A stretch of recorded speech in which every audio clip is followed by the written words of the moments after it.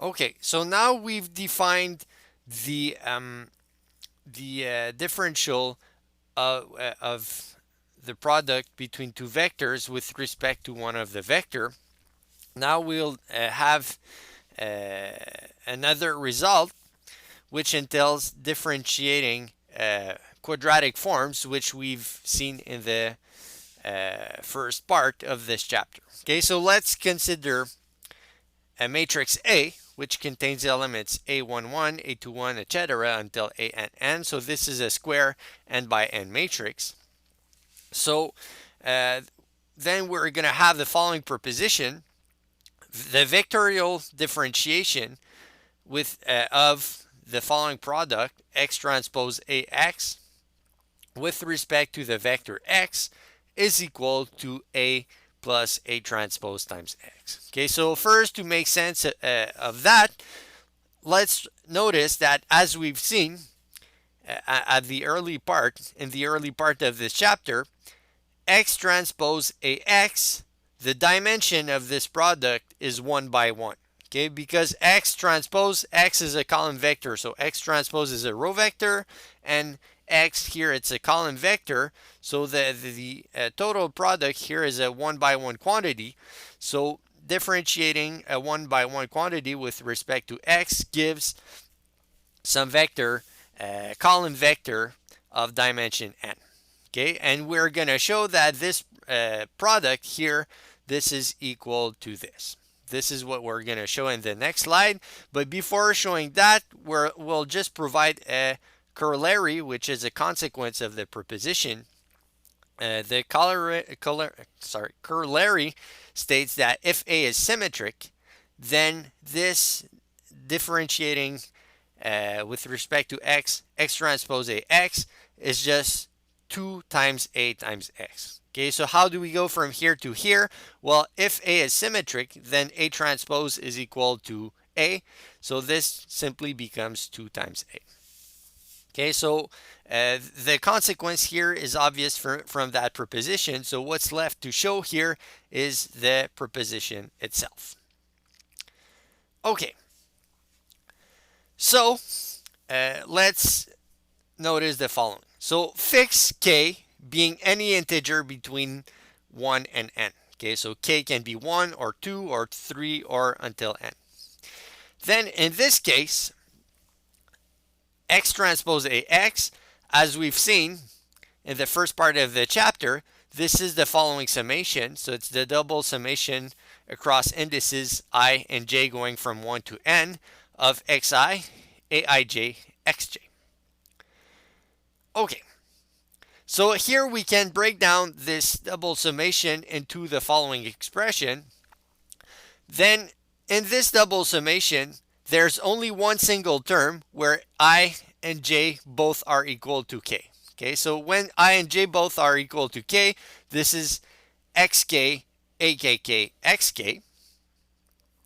Now we can consider next all the terms where j is equal to k, but I is different than k. So if this is the case, then we can replace xj by xk, and xi we can sum over all i's that are different than k.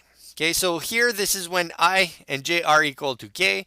This is when j is equal to k, but I is different than k. Then we can have this term, which is the opposite, when I is equal to k, but j is different than k. And here we can have that last summation, which contains all remaining terms where neither I nor j is equal to k. Okay, so we can break this summation into terms where either both I and j are k, exactly one out of the two i's or j are k. So here, if j only is k, here if I only is k, or if none of I and j are k. So what happens when we differentiate this expression here, or this expression with respect to xk? Well, here the first term, this is xk squared times akk. If we differentiate that with respect to xk, the xk squared becomes 2xk. So this is 2xk times AKK. Now here, this term here, because all the i's are different than k, when we differentiate this expression with respect to xk, the xk disappears. So here this becomes the sum of xi aik, because the xi's are all different than xk. And here, for this term, we can do the same thing because j is always different than k. When we differentiate with respect to xk, this xk vanishes, so we get this expression here. And here, because I and j both are different from k, when we differentiate with respect to xk, this entire term vanishes because there's no xk there, so we have the following. Okay. And here, to go from here to here, what we can do, we can take this 2xk akk, plug one of them into this summation, and put the other one into that summation. So this becomes, instead of summing over all i's different than k, we can include k now. So this is sum for I goes from 1 to n of xi aik. And here, same thing, this summation, because we've included the term in k, this becomes sum across all j's from 1 to n of a kj xj. And here, if we use the following notation, so A transpose ki denotes the element ki of A transpose, then we have to go from here to here, we can have the following representation. So this summation here, aik, this is equal to A transpose ki. Okay, so when we take A transpose, we simply flip the indices. Okay, so the element ki of A transpose is the element ik of A. Okay, so this is how we obtain this expression. Now let's copy this expression and paste it on the other side here. So now let's use the following notation. So A superscript k and A transpose superscript k are respectively denoting the kth row of the matrix A here, or the matrix A transpose. Okay, so when we take matrix A and add this k, add the superscript, it means the kth row. So here, this expression here that we had, we can we can represent this as, okay, let's write that.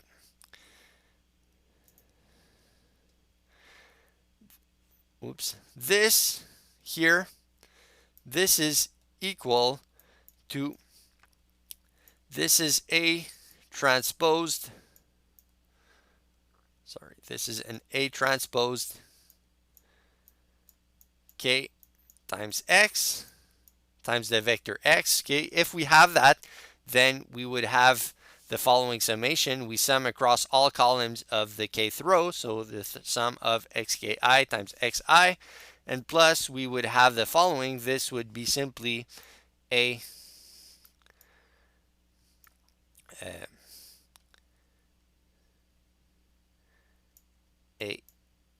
k times the vector x. Okay, so here this expression, instead of having summation, we could use a vector expression.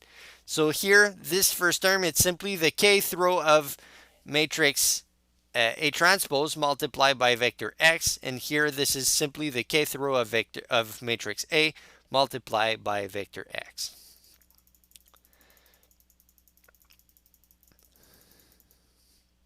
Okay, by the way, sometimes I might erase things a bit quickly. Feel free to click on pause at any time in the video to take some time to validate what I'm doing. Okay, so it's not because I go at some pace in the video that you have to follow exactly my pace. Feel free to click stop, take some time to think about what I said.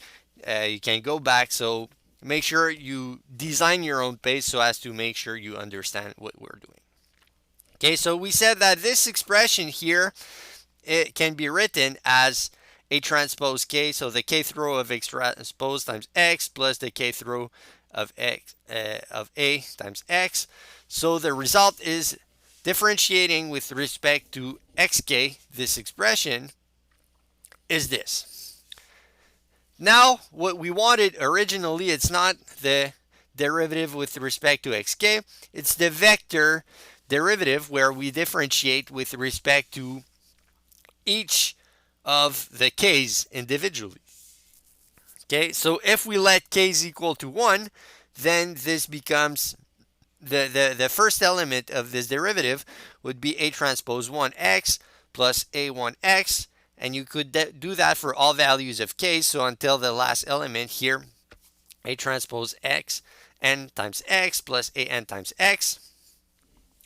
So here we can see that we can factor out the x at the right of this product, and here when we have a matrix where here this is the first row of A transpose, this is the second row of A transpose until the last row of A transpose, well, what we have here at the left is simply the matrix A transpose. Okay, so same thing here.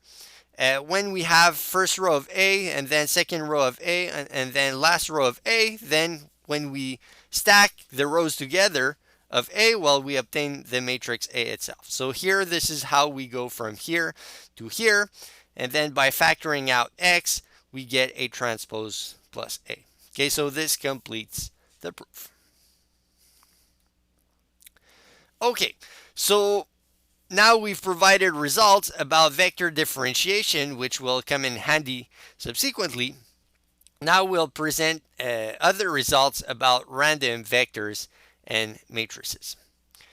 Okay, so here let's define two vectors, two random vectors, x being a column vector containing random variables x1 until xn, and y being another column vector containing random variables y1 until ym.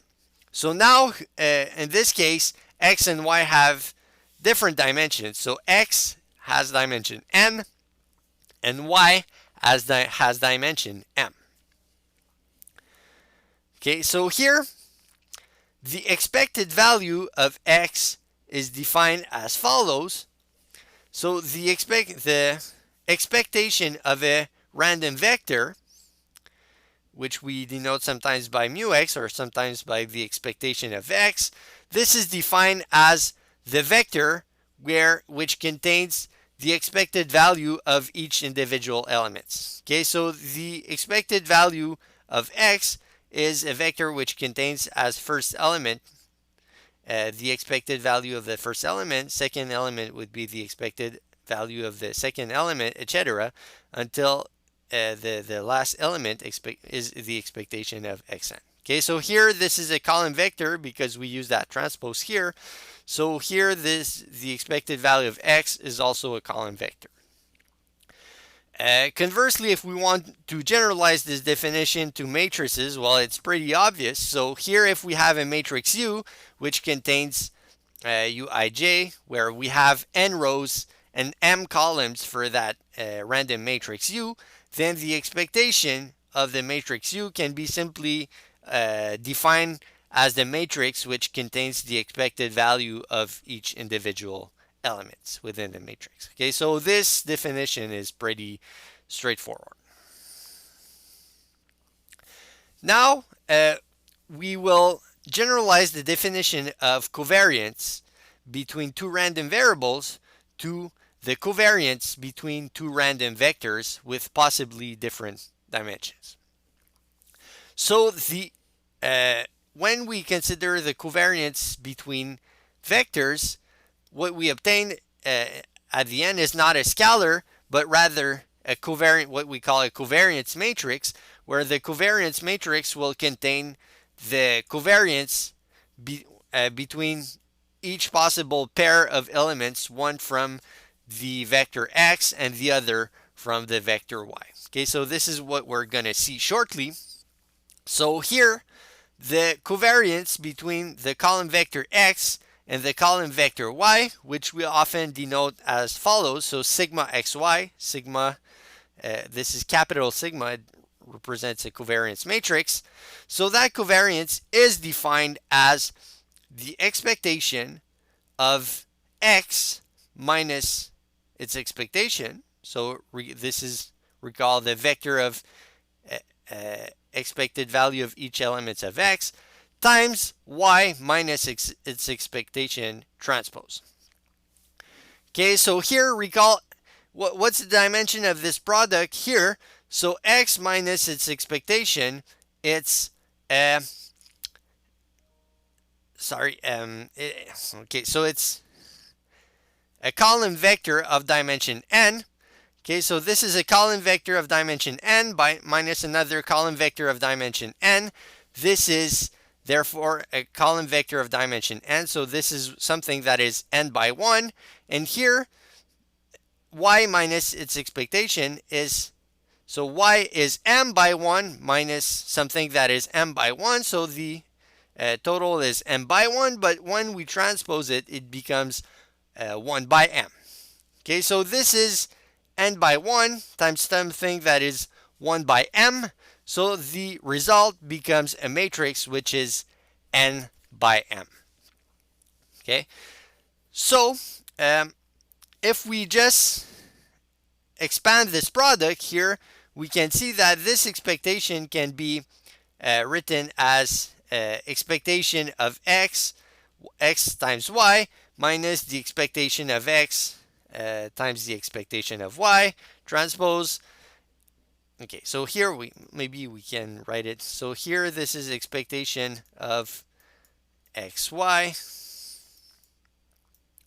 minus the expectation of x times the expectation of y transpose minus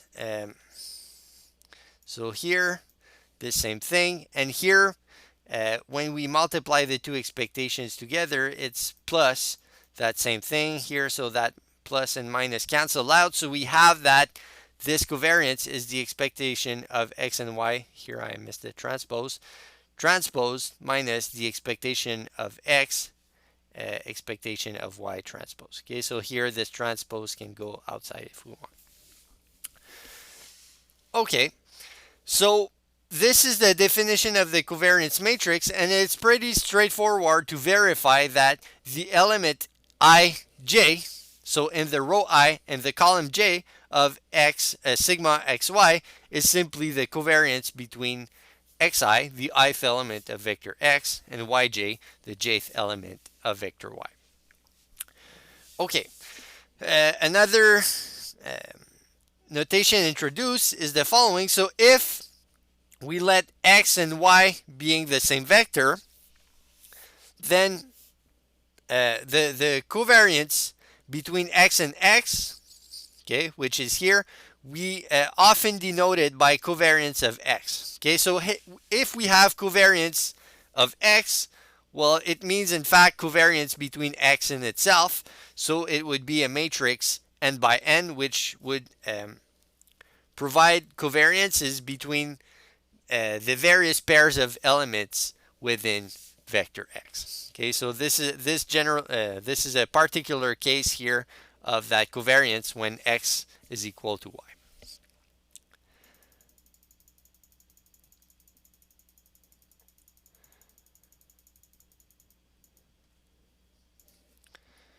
Okay, now we'll discuss the two first moments of linear combinations of vector or matrix linear combinations of random vectors.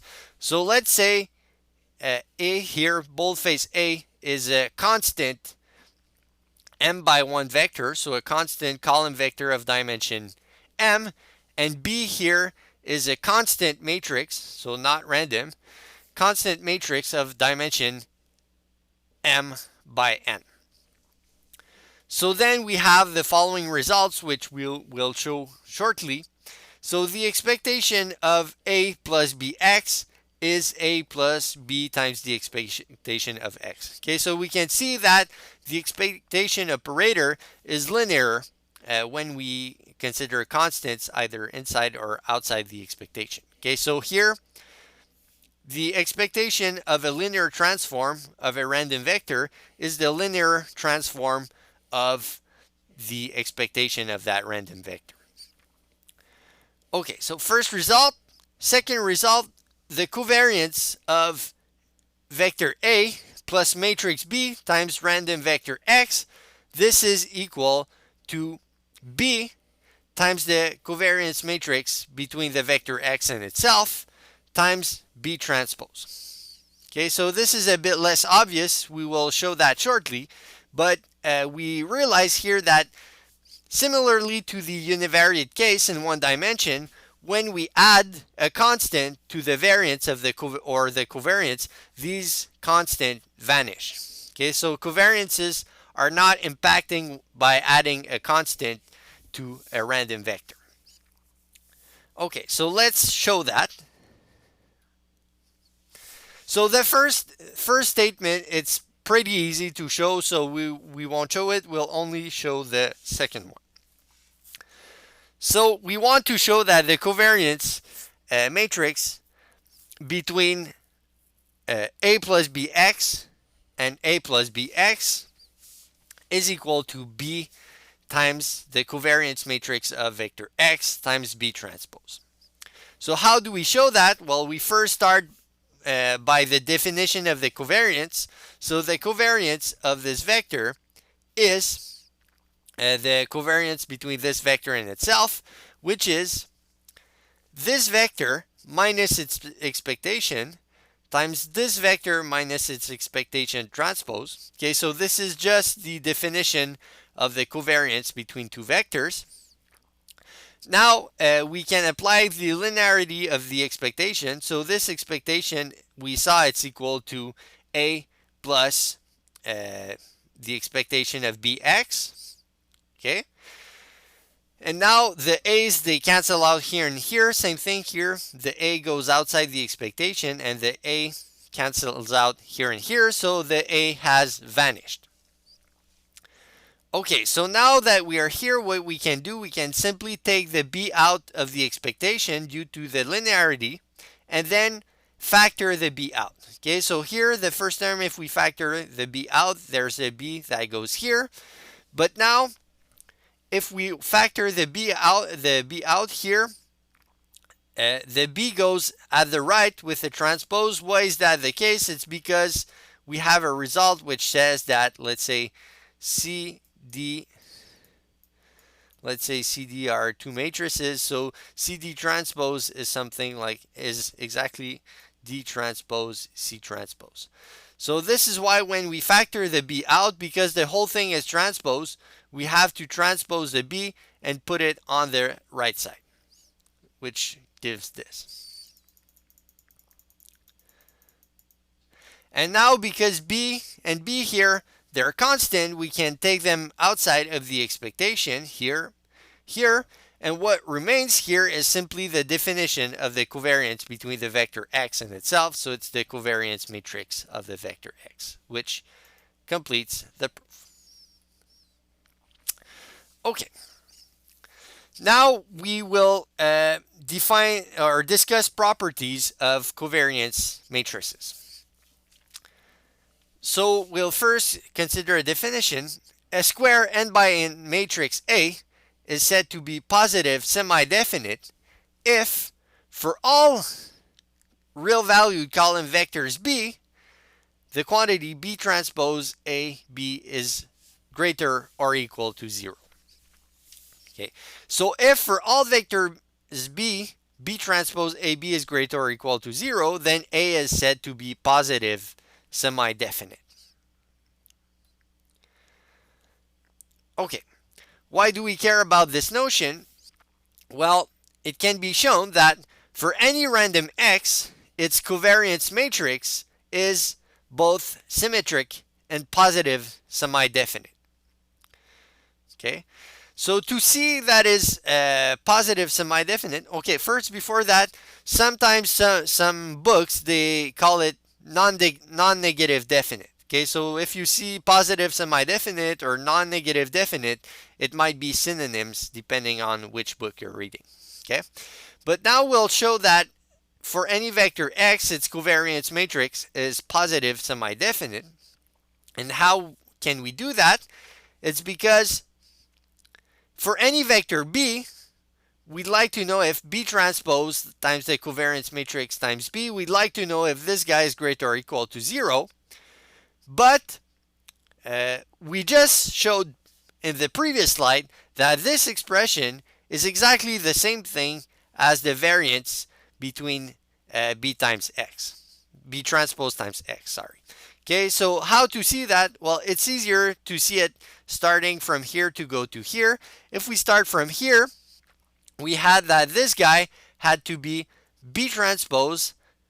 Okay, so let's write it. So this guy had to be, using the previous result, b transpose times the covariance matrix of x. So sometimes I write it variance of x, sometimes covariance of x. It's exactly the same thing. Okay, it's the covariance matrix of x in itself times b transpose transposed. But b transpose transpose, this is equal to b. Okay, so this guy here, it's equal to b transpose times the covariance matrix of x times b. Okay, so these two guys are equal. And the variance of this guy, so this guy, b transpose times x, this is something of dimension 1 by 1. And we know that the variance of any random variable is always greater or equal to 0. So from this, we conclude that this has to be greater or equal to 0 for all vectors b, all constant vectors b. So this implies that the matrix sigma xx is positive semi-definite.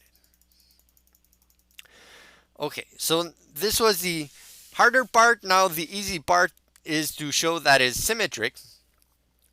Well, clearly we've seen in earlier, in let's say elementary probability classes, that the covariance between xi and xj is equal to the covariance between xj and xi, okay, which are respectively the elements ij and ji of the matrix sigma xx. So because the elements ij and ji of xx are always equal regardless of I and j, then the matrix sigma xx must be symmetric, which completes the proof. Okay, now we'll switch to another topic, which is multivariate Gaussian distributions. Okay, so we at this point, all of you should be aware of what a normal or a Gaussian distribution is in one dimension. This is the distribution underlying that well-known bell curve that you've seen in elementary probability classes. But now sometimes we have to use a multi-dimension generalization of such distribution, which is called a multivariate Gaussian distribution. So we say that a random variable x1 until xn transpose, so the column random vector, has a multivariate Gaussian distribution or multivariate normal distribution if it's joint PDF. So the PDF here stands for power density function. So this is the density of the vector if the density is given by this expression. Okay, so if the density of the vector x, which contains x1 until xn, evaluated in the constant small x, has this form here, then we say the vector x is multivariate Gaussian distributed. Okay, so here this expression, how to understand this? Well, first we can see that in one dimension, this is clearly the normal distribution with mean mu and standard deviation sigma. Okay, but we'll just go through this expression here. This is the exponential of minus 1/2 x transpose x minus its mean transpose times the inverse of the matrix sigma times x minus mu. Okay, so this entire quantity here, this is because of the transpose, this is 1 by n. The inverse of sigma is n by n. And this is n by 1, so the entire product here is something 1 by 1. And here at the denominator, what we have, this is the square root of 2 pi to the power n times here the bars mean determinant. So this is determinant of matrix sigma, which is a 1 by 1 quantity. Okay, so we see that this is all this guy is a 1 by 1 quantity, which makes sense for a density. Okay, so if the density has this form for some vector mu and some n by n matrix sigma that is positive semi-definite, then we say that this is the multivariate Gaussian distribution. And we denote this by x follows a multivariate normal with mean vector mu and covariance matrix sigma. Okay, so again, if you replace the mu's and sigma by 1 by 1 quantity, so instead of a mean vector, you have like a scalar mean, and here instead of a covariance matrix, you use a scalar sigma, then, or it becomes a sigma squared for the variance, then you obtain here the regular Gaussian distribution when, n is equal to 1. Okay. So now we will state, we won't give formal proofs for this, so these statements are proved in other classes, but we'll just provide the results here, which are properties of the multivariate Gaussian distribution. So if x is multivariate normal, then, or multivariate Gaussian, then its expectation is the vector mu found in the PDF. The covariance matrix of x is the matrix sigma found in the PDF. And moreover, if we take the marginal distributions from this vector, so if we take the individual distribution of one element with the vector, then all these distributions are Gaussian.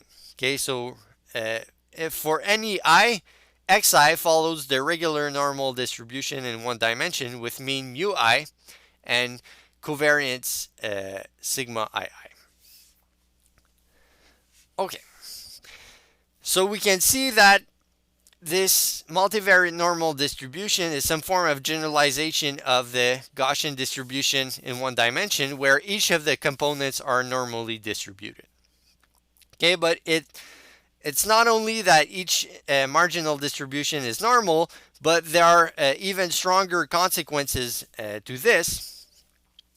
And if a vector is multivariate Gaussian, then it can be shown that for any linear transformations of that vector x, you still have a multivariate normal distribution. Okay, so if we have A being an m by n matrix, then it can be shown that AX also has a multivariate Gaussian distribution with mean A mu and covariance matrix A sigma A transpose.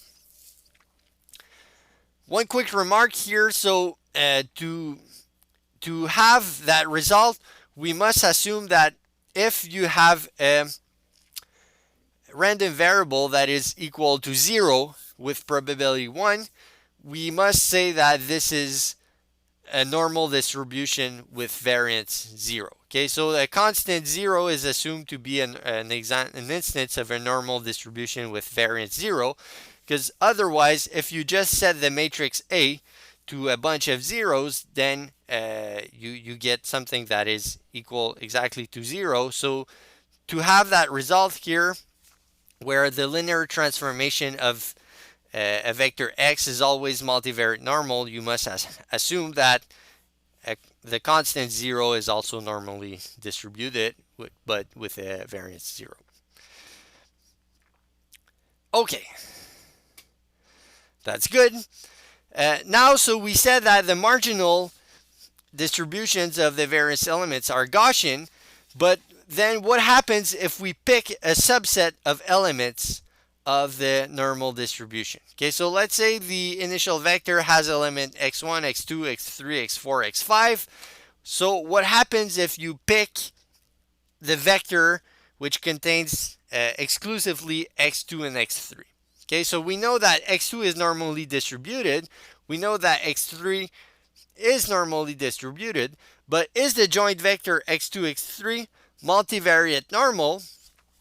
And the answer is yes. Okay, so this result shows that, or states that at least, the following result states that if we consider x tilde, which is a vector containing a list of elements within from the original vectors, so x I1 until ik are indices among 1 to n, uh, where yeah, indices within which denote elements within the original vector, then this x tilde is also multivariate and normal distribution with mean mu tilde, where mu tilde is the mean of the various elements within the original vector. And here sigma tilde is the covariance matrix, which contains the covariances between this vector here and itself, which is the covariance that we could find in the original matrix of the vector x. Okay, so here this is the matrix which contains the covariance between the first element of this vector and first element and second element here, etc. Okay, so the lesson here is if we have a multivariate normal vector and we pick some components or some elements of that vector and we stack them together, then the resulting vector is still multivariate Gaussian. Okay, so are there specific cases that are interesting within that multivariate Gaussian distribution? Well, the first special case is what happens when n is equal to 1, and then we discussed that already. Okay, so if there's if we have a one-dimension multivariate normal distribution, this is simply the regular Gaussian distribution. Second case that is interesting that we will discuss is what happens if the covariance matrix is diagonal. So if the covariance matrix is diagonal, then the various elements of the random vector are uncorrelated. Okay, but in general, in probability, uncorrelated does not imply independence. Okay, so you can have dependent variables which have zero correlation. The opposite is not true. Okay, so if you're independent, then you cannot have correlation. So you must be uncorrelated. But now for the Gaussian distribution, we have something special happening, which is that if you're uncorrelated, you can show that the elements must be independent. So for this particular multivariate Gaussian distribution, uncorrelation and independence are equivalent. So this is not true in probability in general, but for multivariate normal distribution, this is true. Okay, so if you're uncorrelated, you're independent.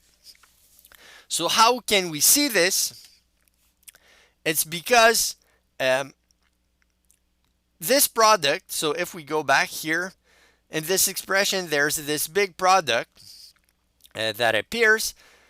But here, if you write this big product when the covariance matrix sigma is diagonal, well, when sigma is diagonal, then the inverse of sigma must be diagonal itself.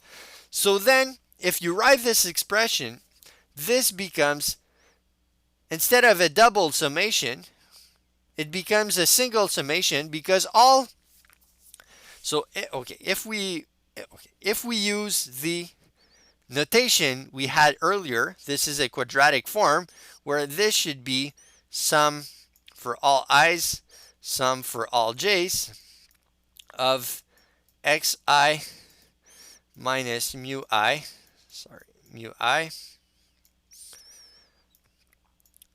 times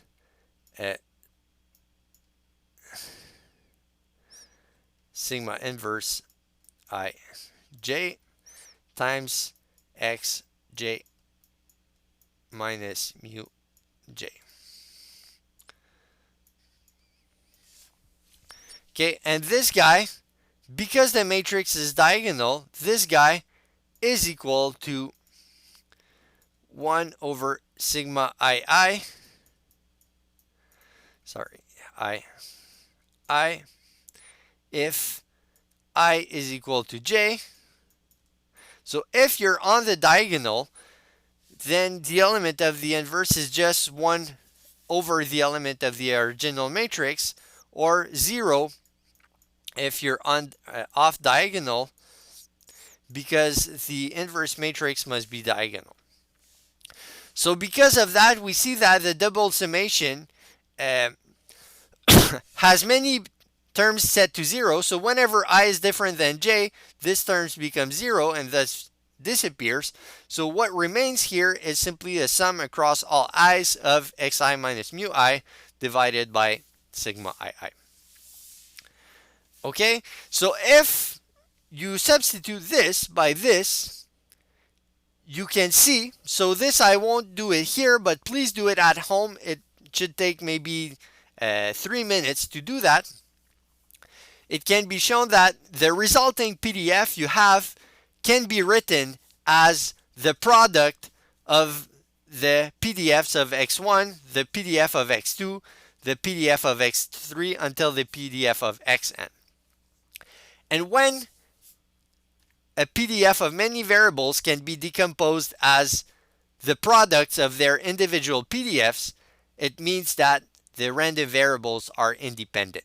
Okay, so recall that when you have f xy can be written as fx fy, this is equivalent to independence.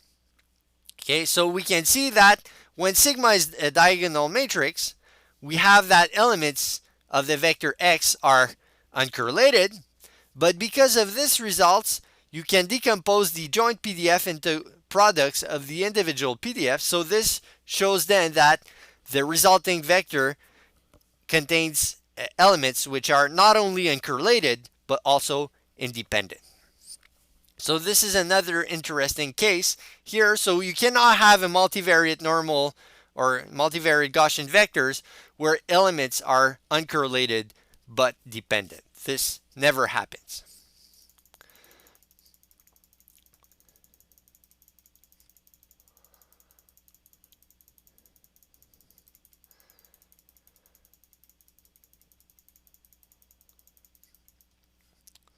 Okay. And now we're introduce one last piece of notation in this chapter to introduce in the next slide one last result.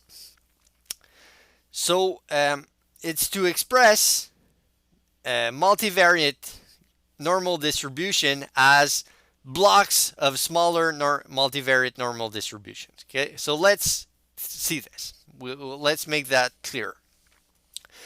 So here let's consider x, which is a column random vector, which contains x1 until xn.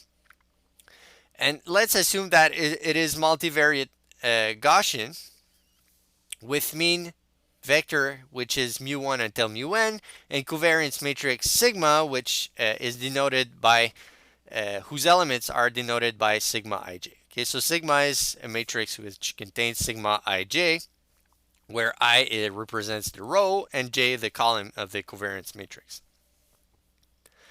So then, what happens if we consider subblocks of this distribution and or subcomponents of this random vector through the following definition? Okay, so let's consider x subscript 1 here being the first k elements of the original random vector x, and x superscript. So x superscript 1 and x superscript 2 being all remaining elements of the random vector x, so all elements starting at xk plus 1 until xn. So these two subcomponents are call them random vectors. The first one which contains the k first elements of vector x, and the second one which contains all remaining elements. And then let's introduce the following notation. So mu m, here mu superscript m will be the expectation of the subcomponent xm, where m can be either 1 or 2. And sigma ml for m is equal to either m and l being either components 1 or 2. Sigma ml is the covariance between the random vector xm and the vector xl. Then if we do that, we have the following result. Well, first we can notice, so we won't do here all these, we won't show it here, but it's quite straightforward to show that mu is the mean vector of the whole vector x is the mean vector of the first block concatenated to the mean vector of the second block. And furthermore, the covariance matrix of the entire vector x, well, it can be decomposed as the covariance matrix of the first component in itself, of the first subcomponents, and the second one of the second subcomponent, and the first one, and between the second and second subcomponent. Okay, so here we can show that where sigma 2 1 is just sigma 1 2 transposed. So we won't show it here, but it's straightforward to show that. And furthermore, the important and very interesting result here is that if we condition on the second subcomponent being equal to the constant x2 here, then the distribution of x1 is still multivariate Gaussian with mean mu1, so it's unconditional mean, plus a correcting term here, which depends on the covariance of the various blocks times x2 minus mu2.